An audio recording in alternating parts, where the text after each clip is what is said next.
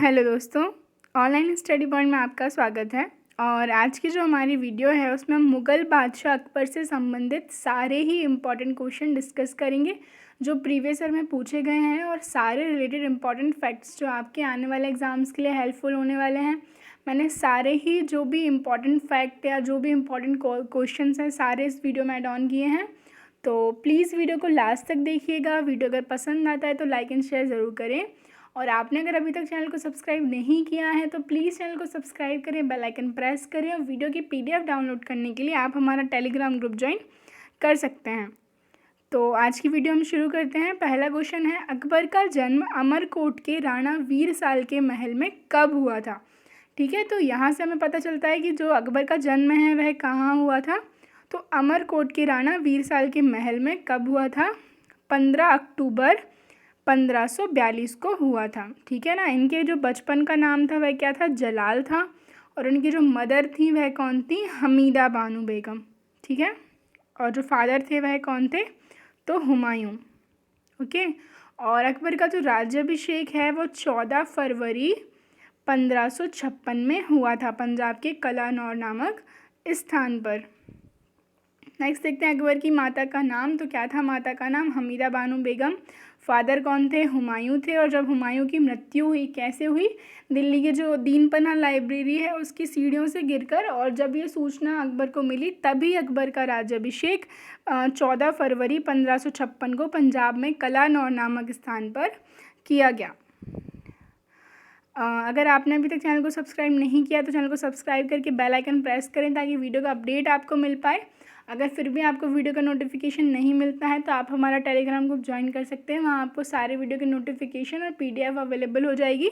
और वीडियो को प्लीज़ ज़्यादा से ज़्यादा लाइक एंड शेयर ज़रूर करें। नेक्स्ट देखते हैं, कलानौर स्थान जाना जाता है तो ये किस लिए जाना जाता है? अकबर सम्राट के राज्यरोहण स्थल के रूप में, जो कि मैंने आपको बता दिया है 14 फरवरी 1556 को हुआ था।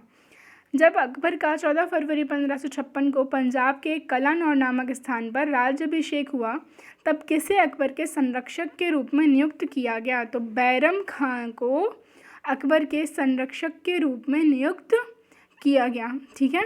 और अकबर के बचपन का नाम क्या था? तो जलाल था। इनका जो जन्म है 15 अक्टूबर 1542 को हुआ था और 14 फरवरी 1556 को इनका राज्याभिषेक हुआ था। बैरम खां कब से कब तक अकबर का संरक्षण रहा? तो ये कब तक रहे? 1556। तो हमने देखा कि 1556 में ये रहे। फिर उसके बाद 1560 तक ये जो थे अकबर के संरक्षक रहे। इसके बाद जब 1561 को ये मक्का की तीर्थ यात्रा के लिए निकले तब पाटन नामक स्थान पर मुबारक खां नामक युवक ने बैरम खान की हत्या कर दी थी। ठीक है। अकबर के सम्राट बनने के बाद बैरम खां को कौन सी उपाधि दी? तो खाने काना की जो उपाधि है अकबर ने किसको दी थी? बैरम खां को दी थी। मक्का की तीर्थ यात्रा के दौरान पाटन नामक स्थान, ठीक है, ये याद रखिएगा, किसने बैरम खां की हत्या कर दी? तो किसने की? मुबारक खां नामक युवक ने बैरम खां की हत्या कर दी, जो कि कब की? 31 जनवरी 1561। ठीक है, 31 जनवरी 1561 को। नेक्स्ट देखते हैं, पानीपत की दूसरी लड़ाई जो कि कब हुई थी? 5 नवंबर 1556 में निम्नलिखित में से किसके बीच हुई थी? तो अकबर और हेमू के बीच जो है पानीपत की दूसरी लड़ाई हुई थी। आप लोग कमेंट सेक्शन में बताइए कि पानीपत की जो पहली लड़ाई थी वह किस किस के बीच में हुई थी और कब हुई थी। नेक्स्ट देखते हैं, हल्दी घाटी का युद्ध कब लड़ा गया था? तो हल्दी घाटी का युद्ध 18 जून 1576 में लड़ा गया था, जो कि महाराणा प्रताप एवं अकबर के बीच में हुआ था। अकबर ने खानदेश को कब जीता? तो खानदेश को जो जीता गया था अकबर के द्वारा 1591 में जीता गया था। और वहाँ के जो शासक थे वह कौन थे? अली खां थे।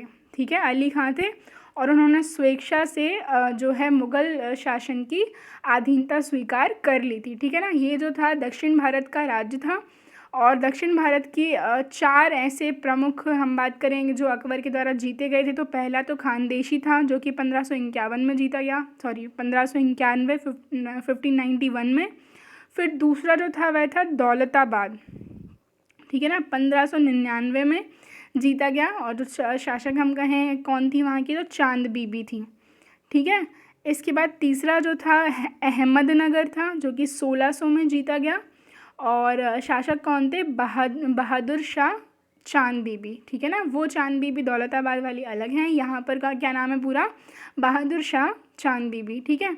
और इसके बाद हम बात करें कि चौथा जो था वह कौन सा था? असीरगढ़, ठीक है, असीरगढ़।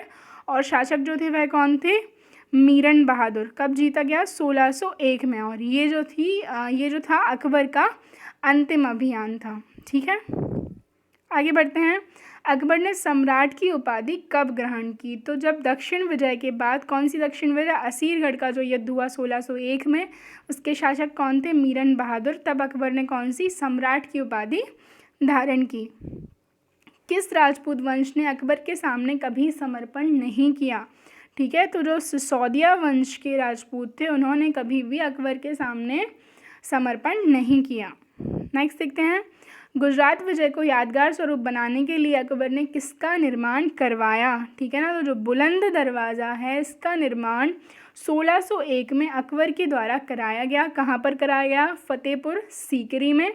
जो गुजरात विजय थी ना, कब जीता था गुजरात? तो 1571 में, ठीक है ना, 1571 में जीता था। और इसी विजय के यादगार स्वरूप अकबर ने बुलंद दरवाज़ा, जो कि 1601 में इसका निर्माण कराया गया, कहाँ पर? फतेहपुर सीकरे में। और जो गुजरात की विजय थी उसी के दौरान अकबर सर्वप्रथम पुर्तगालियों से मिले और यहीं उन्होंने सबसे पहले समुद्र को देखा था, ठीक है। नेक्स्ट देखते हैं। बुलंद दरवाज़ा कहाँ पर स्थित है? तो बुलंद दरवाज़ा कहाँ स्थित है? तो उत्तर प्रदेश में फतेहपुर सीकरी में, ठीक है ना। कहाँ पर है? फतेहपुर सीकरी में है। और फतेहपुर सीकरी को 1571 में अकबर के द्वारा राजधानी बनाया गया था। नेक्स्ट देखते हैं। अकबर ने काबुल की सूबेदारी किसे सौंपी थी? तो अकबर के द्वारा जो काबुल की सूबेदारी है वो वस्तुनिसा बेगम को सौंपी गई थी। नेक्स्ट देखते हैं। निम्नलिखित में से किसे अकबर ने स्वयं मारा था? तो हमने बैरम खां के बारे में बात की थी। बैरम खां जो थे अकबर के संरक्षक थे और इनकी मृत्यु जो हुई थी 1561 में हुई थी। और पाटन नामक स्थान पर मुबारक खां नामक युवक ने इनकी हत्या की थी, ठीक है। जो आदम खां थे इनको अकबर के द्वारा स्वयं मारा गया था। ऐसा कहा जाता है कि जो रूफ थी, जो छत थी, वहाँ से इनको 2 बार नीचे फेंका गया था, ठीक है ना। उसकी हाइट कुछ 10 फीट थी, इस वजह से कहा जाता है कि 2 बार इसलिए इनको फेंका गया था। नेक्स्ट देखते हैं। अकबर कालीन सैन्य व्यवस्था जो है आधारित थी। तो अकबर कालीन जो सैन्य व्यवस्था थी ये आधारित थी मनसबदारी पर, ठीक है ना। और अकबर की शासन प्रणाली की प्रमुख विशेषता भी क्या थी? मनसबदारी प्रथा थी। नेक्स्ट देखते हैं। अकबर के राज्यकाल में दक्षिण में निम्न में से कौन सा एक प्रांत मुगल राज्य का भाग नहीं रहा? तो खानदेश की हमने बात की, अहमदनगर की हमने बात की। बात जो है वह क्या है? गोलकुंडा अकबर के शासनकाल में मुगल राज्य का भाग नहीं रहा, ठीक है। नेक्स्ट देखते हैं। अकबर ने जिन मनसबदारी प्रणाली को लागू किया वह किस देश में प्रचलित प्रणाली से उधार ली गई थी? मतलब कि किसकी कॉपी थी? सीधा सीधा जो मंगोलिया है, ठीक है ना। मंगोलिया में ये जो प्रणाली है काफ़ी ज़्यादा प्रचलित थी और इसको बाद में अकबर के द्वारा भारत में लागू किया गया। नेक्स्ट देखते हैं। निम्नलिखित में से किस मुगल शासक ने तीर्थ यात्रा कर समाप्त कर दिया था? जो तीर्थ यात्रा कर है अकबर के द्वारा समाप्त किया गया था, जो कि कब किया गया था? 1563 में किया गया था, ठीक है। और इसके बाद दास प्रथा का अंत भी किया गया था अकबर के द्वारा 1562 में, ठीक है। जजिया कर समाप्त किया गया था 1564 में। फतेहपुर सीकरी में इन्होंने अपनी राजधानी बनाई 1571 में। इबादत खाना जो है इसकी स्थापना की 1575 में।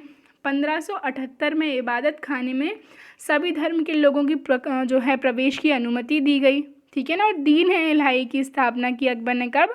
1582 में, ठीक है। और लाहौर को राजधानी बनाया 1585 में। ये कुछ इंपॉर्टेंट चीज़ें हैं जो आपको याद रखनी है।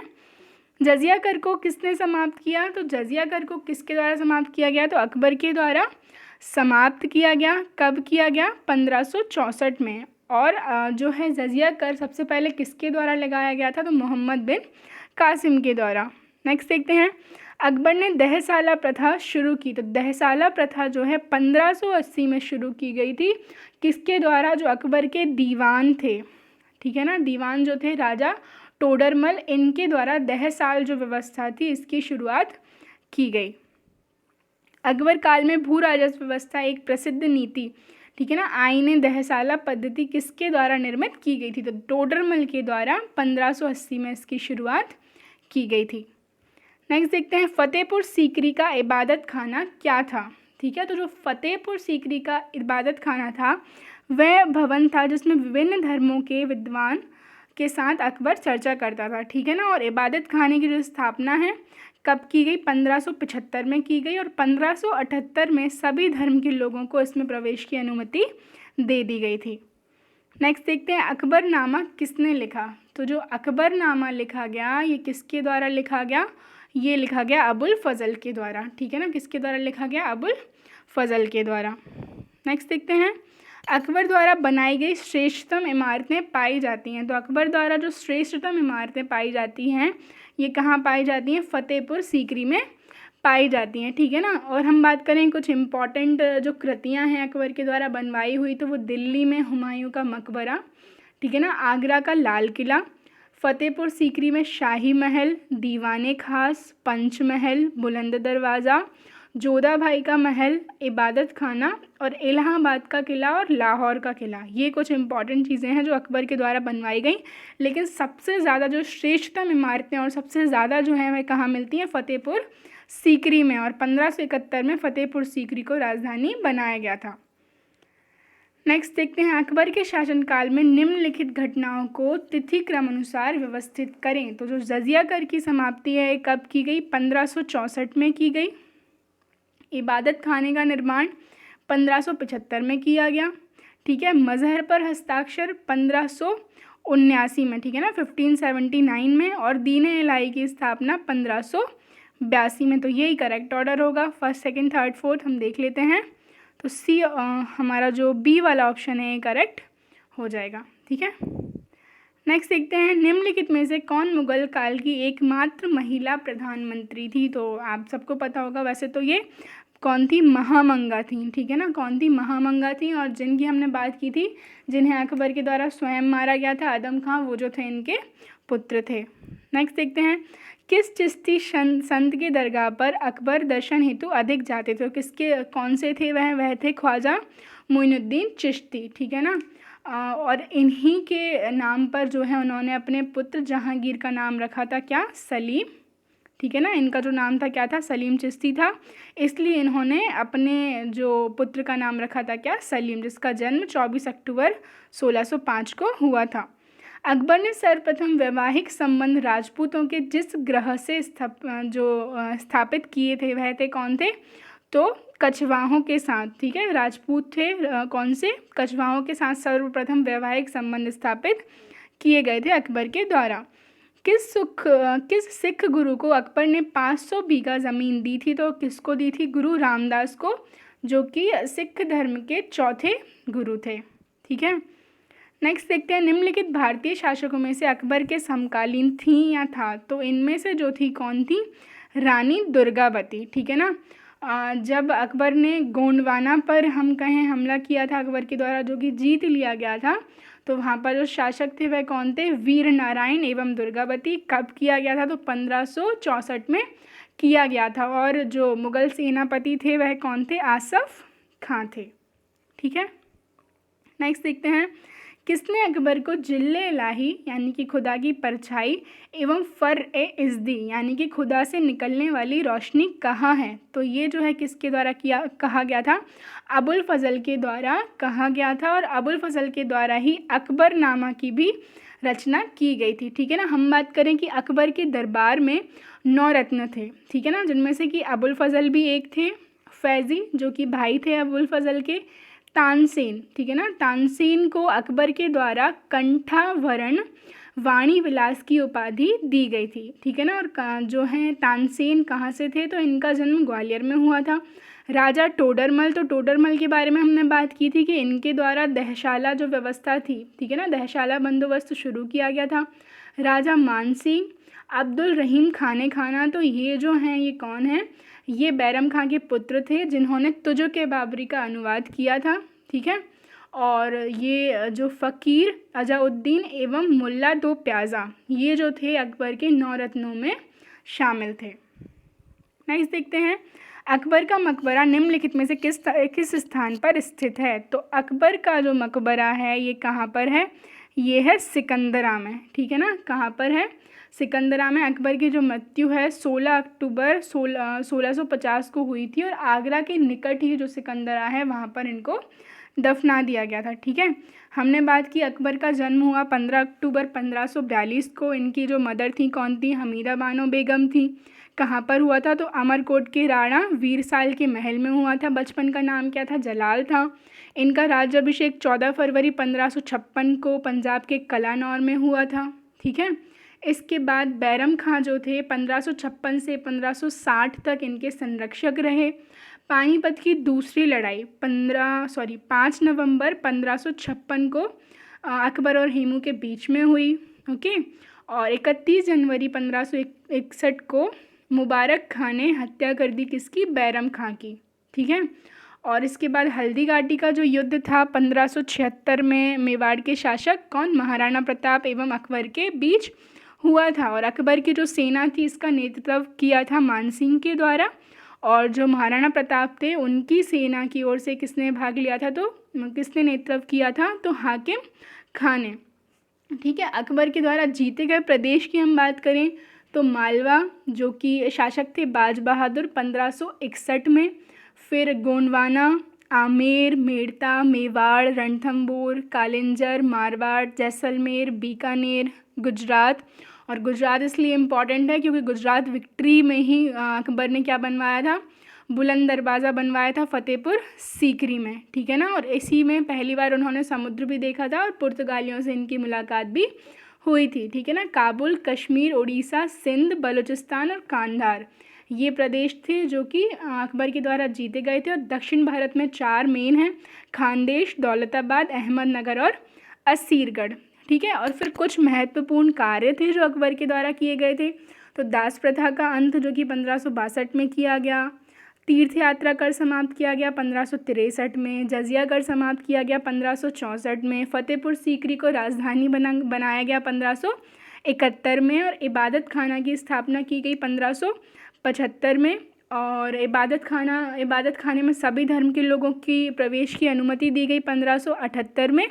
और दीन इलाही जो है शुरू किया 1582 में। और दीन इलाही जो था इसको स्वीकार करने वाला प्रथम एवं जो है अंतिम हिंदू शासक कौन थे? तो राजा वीरबल थे, ठीक है ना। राजा वीरबल जो थे इनका असली नाम क्या था? महेश दास था। और जो तानसेन थे जो कि 9 रत्नों में से एक थे अकबर के, इनका जो असली नाम था वह क्या था? रामतनु पांडे था, ठीक है। और लाहौर को राजधानी कब बनाया गया अकबर के द्वारा? 1585 में बनाया गया, ठीक है। और जो दहशाला बंदोबस्त थी ये कब शुरू की गई? 1580 में अकबर के जो दीवान थे राजा टोडरमल इनके द्वारा, ठीक है। और अकबर की शासन प्रणाली की प्रमुख विशेषता क्या थी? तो मनसबदारी प्रथा। और जो अबुल फजल थे जो कि अकबर के 9 रत्नों में से एक थे, उनके द्वारा अकबरनामा की रचना की गई, ठीक है। और 16 अक्टूबर 1605 को अकबर की मृत्यु हुई और इन्हें आगरा के निकट सिकंदरा में दफनाया गया। तो ये थी हमारी आज की वीडियो अगर पसंद आती है तो लाइक एंड शेयर ज़रूर करें। Thank you.